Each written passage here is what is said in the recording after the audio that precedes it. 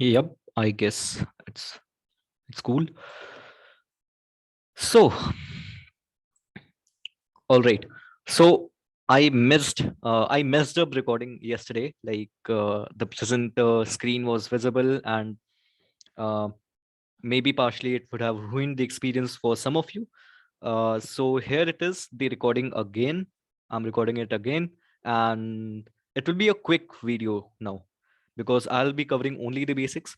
And some of you have given me inputs that there needs to be something hands-on, there needs to be something practical and actionable in this session, so that you can understand what I'm talking about. So we'll be doing just that, right? So from now, the 30 minutes session will be only 15 minutes of the slides, and next 15 minutes will be application of whatever things discussed on that slide, right? With that said, welcome to Masterclass on Canva, day 2. In this session, we'll be covering the previous steps, which you should have performed by now. The pre-assessment form, which was floated. Some of you had confusion on that. So I'll be touching on that on a very brief note. Then we'll be talking about something design essentials, right? Which is something which I have developed through time, and it has matured with me. And it's a process, it will mature with you. But the fundamental stuffs, I'll be trying to discuss it here. And then we'll quickly go to the next steps which you need to perform, and by the day 3. Sure, so let's get started. Previous steps: you by now should have your account set up in Canva. If you are a student, you can avail the GitHub Students Pack. By that offer, that benefit, you will get 1 year Canva Premium for free. If not, it's okay to have a free account on Canva. You will get your job done. Only some of the advanced feature will not be uh, applicable. One of the most used feature being background remover, but that's okay because there are many other tools online which can be used for getting the same effect, right?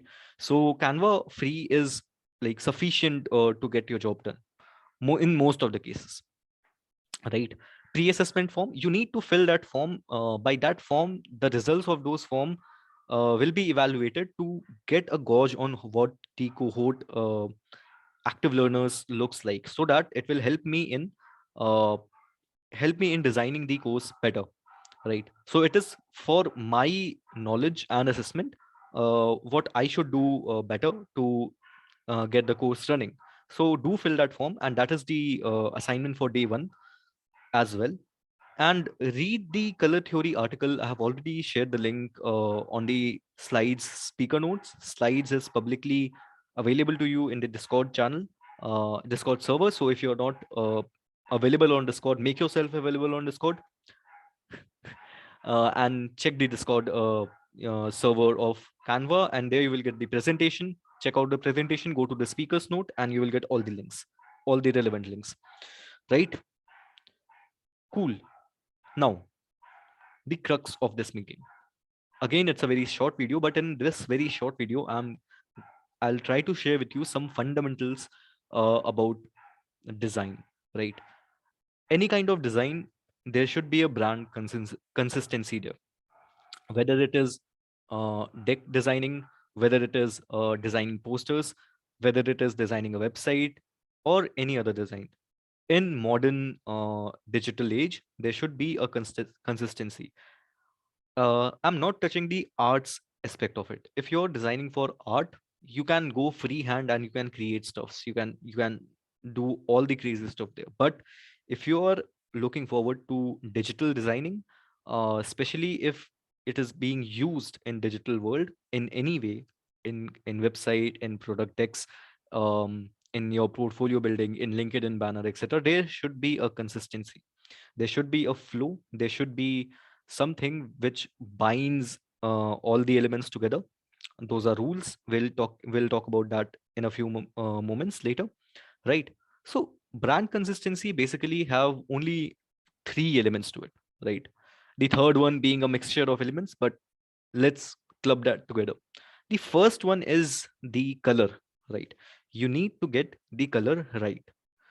For that, we have already shared and discussed about colors in our previous day. So check out that video and learn about the color theory in a very casual format, but it's very essential to know, right?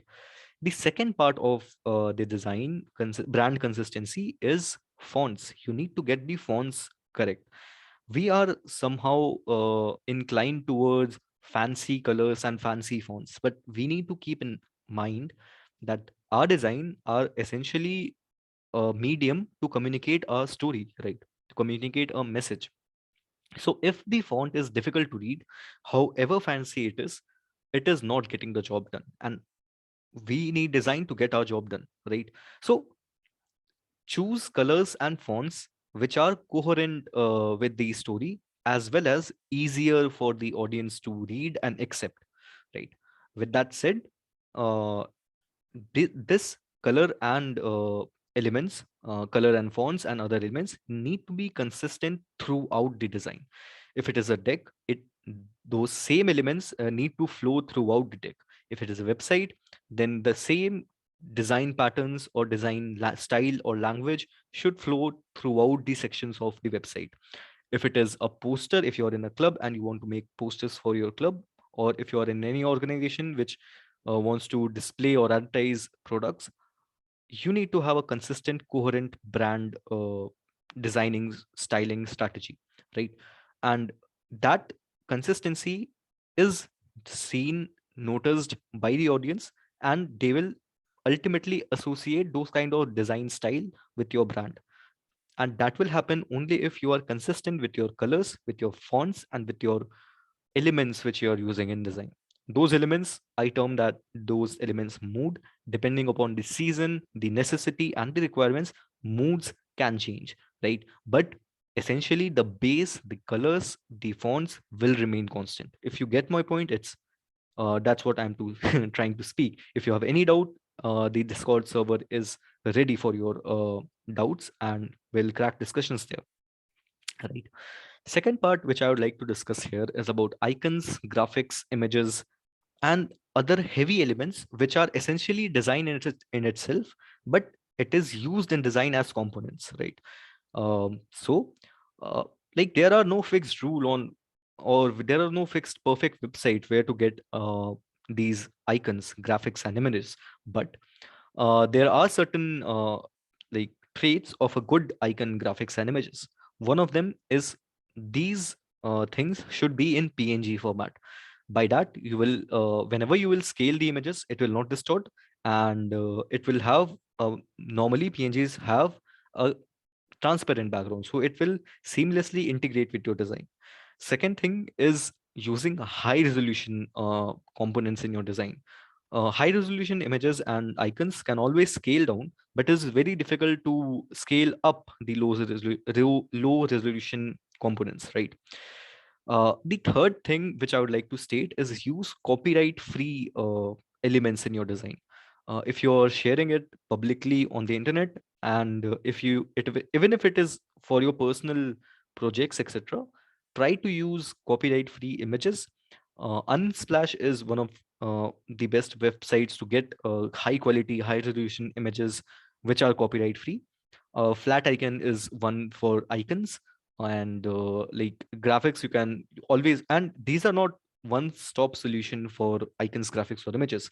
Whenever you need that website is not catering to your demands, always use Google to your advantage, and don't bind yourself to a specific website or a specific set of icons, right? Always keep exploring and having like knowing where to get things, right? That is one of the traits which a good designer must have, or even any individual should have, to know where to get things. uh, if you are looking for a very professional looking icons, the Noun Project is one of the website where you can get those. And there are many other, if you're looking for 3D icons, there are many upcoming websites which offer them. So do check out. Also, what you can do is follow some designers on Twitter, or even if you do not follow them, whenever you need something, you just search them on Twitter. There are many creators who offer their collection for free, right? for marketing purposes for them, but for us it is free assets which we can use in our design. So use Twitter to your advantage as well, apart from Google, right? Having that said, the third point which I want to talk about in this session is constraints, using constraints for focus. Now, when we have a blank canvas open in front of us, it is very easy to get lost and get like very ambiguous thought on how to start designing, how to put stuffs in the canvas to make it look good, to make the design work, right? So here, what I did and what I suggest you doing is give constraints, right? Gives constraints. Let's say you're designing a portfolio for your LinkedIn. First of all, understand that it is not only for LinkedIn. You might be using that for Twitter. You might be using that for any other banner images for your personal profile, right? And once you understand that, remember that static dynamic concept which we have talked about in the previous day, right? Some of that part of the poster will be static, right? Your name, your maybe your website, your message, etc., those will be static. But here the dynamic part is the size of the banner. The size of the banner in the LinkedIn is different from the size of the banner in the Twitter, right? Etc. So you need to understand what part of it is static and what part is changing with the usage, right? And once you understand the static part, right, put constraints on the static part. By constraint, I mean the spatial constraint, that your name will appear only at the left part of it, your email address will appear only at the bottom part of it. These kind of constraint, you put it before even designing stuff, right? Once you have like put the constraint, then it will be very easier for you to get creative on how to deliver the message using like on the limitations for this constraints, right? And it is very counterintuitive, but constraints help us get more creative. If we have a blank canvas, we cannot be creative because uh, like we can, there is no direction on where to go. But if we have constraint, we are forced to be creative by using that guided lines, like we have to go via this route and we have to make the best for this route, right? That kind of mindset is made, and we our creativity gets unleashed, right? So that is what I wanted to talk about in this session. And I know it's a quick video, but it will be like this from now. Only 15 minutes of video, and then the rest of the 15 minutes hands-on session on the application part of that discussion which we have, right? Having that said, let's move on to the next slide.